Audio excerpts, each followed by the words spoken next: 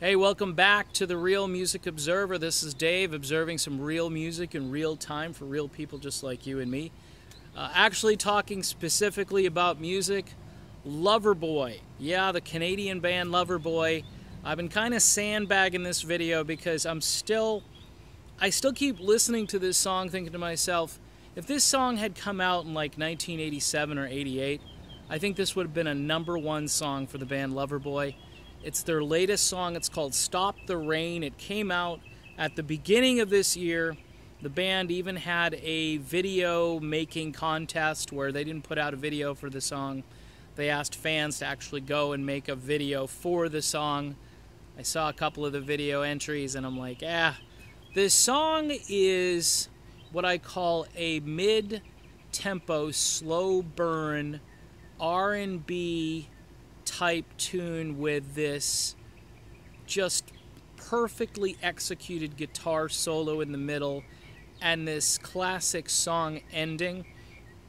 The song is about pain. It's about sort of, there's no way to turn off the pain basically unless, the sun comes out, And Mike Reno, by the way, sounds great for his age. This band has been around the block a couple of times. They've come out with a few albums. I think in the mid-90s they had their 5th or 6th album come out, had a Roman numeral title to it. They did a little Chicago thing there. And they've come out with a couple of albums in the last few years. I think their last release was officially, 2014. I've listened to some of those albums and I've liked the material. I've been pleased with it, but it hasn't sent me into like the 80s stratosphere like Stop the Rain. Stop the Rain has this beginning that sounds like rain, and then it moves into the main track. And here's the thing that's the kicker about the song. The keyboard part is as memorable as anything from the 1980s. I think of like Tainted Love by Soft Cell. I think of all of those techno pop rock bands that had real catchy intros and catchy keyboard parts that really grabbed your attention. This song does that. This song has been stuck in my head for days. When I first listened to it, I said, well, maybe this was something that they had that they didn't release, but it is a new track that they recorded.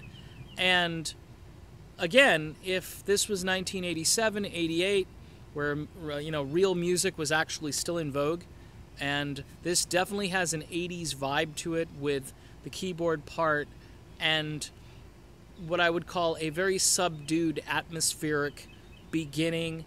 The bridge in this is fantastic. This is a song that is from the pop rock school of perfect songs to create and write.